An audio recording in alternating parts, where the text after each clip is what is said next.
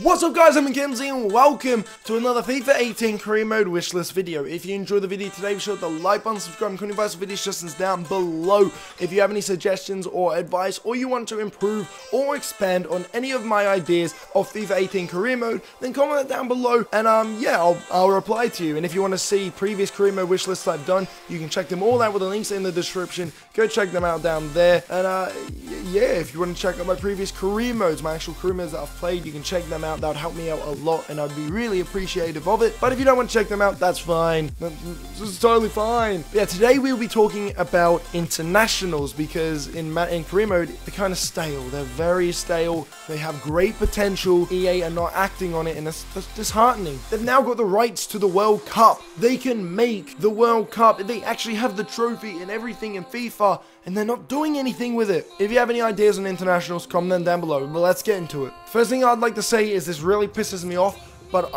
when I want to do a career mode just with a club, I don't care about international management. Quite clearly, majority of people don't. I don't know many people who actually use international management. But I would love to just have the option to turn it off in the settings. Maybe if I change my mind 2 seasons down the line, I go, actually no, I do want to manage an international team, then I can turn it on.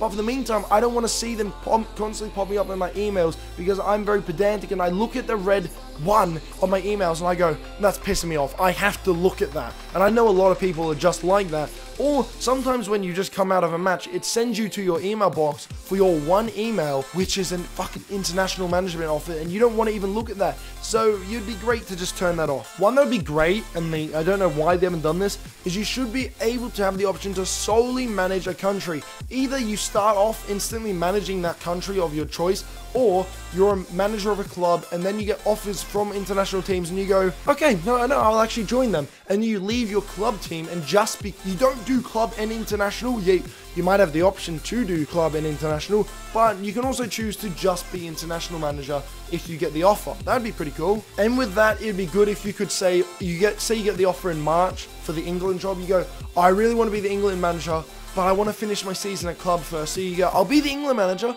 just let me finish this season off, alright? And if you're managing just the country, it should be more in depth. It should kind of change the way career mode is as soon as you're the manager, because of course, there's a ton less matches, so surely they could make a ton more cinematics. Now, you probably get 2 qualifying matches or 2 friendlies every 2-3 months, so you're barely playing any games until you get to the tournament, which again, still doesn't have many games. You got the World Cup, you got 3 group games, and then you're into the knockout stages straight after that, and you've got, what, like 4 games if you were to win them all? So you're basically playing, what, 7 to 8 games a tournament? So in a whole year, you might only play 12-14 games. That's a third of a normal season. So why not add cinematics? Maybe you could have a 10-second cinematic of your players getting off the jet from arriving at the club, or just a spray around the dressing room, just like they do in the journey. Copy what you've done in the journey, put it into management, but just have like 10, 15, 20-second snips. It doesn't have to be a full thing, but what would be great if it could be the story of an international manager.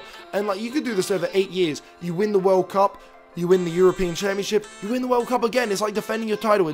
Do it. It'd be really cool. Another one with the cinematics would be insane is if you were sitting there, and I don't know the current person to do it, but you see the corrupted bastard Sepp Blatter, it's watching it. You get to see the World Cup announcement location thing. So it's like the 2018 one will be in Russia. Let's just hypothetically say the 2022 World Cup won't be in Qatar, right? Let's just hypothetically, you get to see the draw of where it'll be. So then you're getting all the voting in and all that. You can skip ahead. You can see how the polls are going, and there'll be stuff going on. There'll be interviews and stuff. Maybe this is a bit tedious and you can choose not to attend this, but you get to see it, and then they go, oh, let's see, and they announce it, the World Cup's going to be in Australia. Oh, that's really cool. And then there's a whole bunch of stadiums that they have to give generic Australian names to, like the Didgeridoo Stadium, you know, something random like that. That's a terrible idea, Mackenzie. But maybe not necessarily giving the draw for where the country would be, but the draw for the group. Could you imagine that? You've got all 32 teams in there. You've got the person dipping their hands in there, and they're going to choose which teams are going to go through in each competition. Which group they're going to go into, and you have lots of pots as you do, and then you see which ones they're going into one by one, and then you're sitting there, you're 15 teams in, and then all of a sudden pulls out ball number 4, England, and you're like, England, wait, whoa, shit, which group are we in? In group 3. And you're like, that's a group with Peru and Ecuador. Then you wait, you can skip this, it's an option to skip it, but you wait, you go through a bit, and it gets into ball number 18, Italy. So now you're watching, and you're like, oh, I'm playing Peru, Ecuador, and Italy in my World Cup group. That's really cool. That's a good group. We can actually get through here.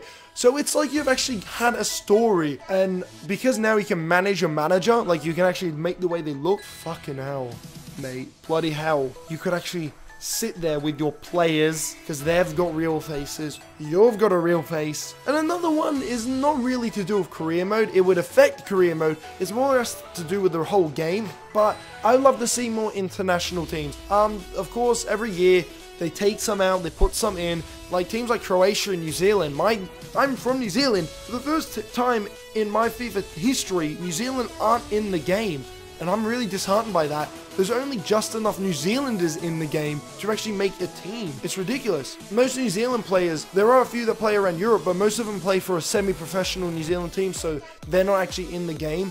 Usually they would be free agents, and that's a big problem. The big problem is licensing and stuff, which I get. I get with EA. They don't want to spend too much money to license a team when most people aren't going to use international management. I get it.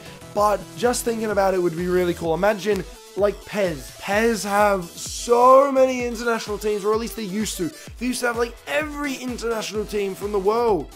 I think they used to just make players up, or maybe they just didn't have that huge of a database. And we're talking PS2 here. PS2 didn't have the capabilities to have a huge database, and they did it. This would lead to a really big roster of players, but it would be cool. It would be really interesting. This would tie in with having more leagues as well. Like get the Chinese league in, get more Asian leagues in. Because if you get more Asian leagues, I'm going off topic now, but you could have like the Asian Champions League and shit. But anyway, let's get back on track. More international teams. This would give you the option to manage more. It would mean you could have the European Championships bigger. It means you could have the Asian Cup. That would be good. The African Cup of Nations. They do have the Americas, I think. I don't think they do the African Cup of Nations. There's not enough African teams. There's not enough Asian teams. They only have the European and maybe the American trophy thing. But imagine it. Imagine how, even if they don't have the actual licensing for it and they literally just call it the African Cup or the American Cup, the Asian Cup, or just the Asian Championship, the African Championships, because they just call it the European Championship. Oh wait, is that the actual name? No, it's not, but you know what I mean. If they have more international teams, even just with made-up players, it would be really cool, and just add more depth to it. And if you were an international manager, that would be so cool, because I'm so disheartened New Zealand aren't in the game. You'd have a greater sense of achievement with all of this as well. And if you're managing, and if you're the manager of the nation, you should get notifications of young players. Say you're England manager, and you can see the ratings of every single England player in the world, but you don't know which ones have great potential. Maybe a scout will say, look at this guy here. He's a youth player. He's 17 years old. He's got a potential. You don't know this, but he's got a potential of like 88 to 94. And he tells you, look, this guy has great potential. In 3 or 4 years, he's going to be in your England team. And then you go, alright, maybe I'll sign him, because he's currently playing for Plymouth. So you go, alright, I'm going to try and sign this guy for my club team. If you're a club manager, that is. So you sign him for your club team, and then you get to grow him a bit. But if you're not actually a manager for a club, you can just scout him. Keep scouting him. Keep seeing how much he grows, and see how that works out. And another one that would tie in with this, with whole youth thing, would be if there was youth or reserve international teams. I've made this point before, but I'm making it again. I would love to see international youth teams, because it would be interesting. Maybe you can't manage these. Maybe they're not playable. Maybe you can't even watch them, but they exist. There's maybe the Under-21 World Cup, or the Under-17 World Cup, the Under-17 European Championships. So it has the actual the nations with the youth players, the players that are coming through the youth academies. So that they are now going to be generically generated players. They're not going to be real players. They're going to be players that have made from youth scouting. So that's pretty cool. And with this, you'll be able to see the players with high potential. They'll start playing and they'll play really well in these youth tournaments. So you'll be able to see, hey, this player's got potential. I might want to bring them into the setup. And it'd be a good indication of how the youth are doing. If you see England are winning the European Championship, or maybe they're getting knocked out of the group, and you go, maybe there's something wrong with our youth. But that's just my opinion. If you guys have anything to add, or just anything else that you'd like to say about internationals, comment them down below. If you want to have anything to say about anything to do with FIFA 18 career mode, comment them down below. If I've done a video on it previously, you can check out those videos with a link in the description to a whole heap of videos. And if you want to check out my previous career modes, the ones where I actually play, check them out too. That would be greatly appreciated and really help me out a lot. But we're going to end this video here. Hope you have enjoyed. I hope you agree. If you don't agree, tell me you don't agree. Whatever. Let's have a discussion. But until next time, thank you guys so much for watching, and I will see you later.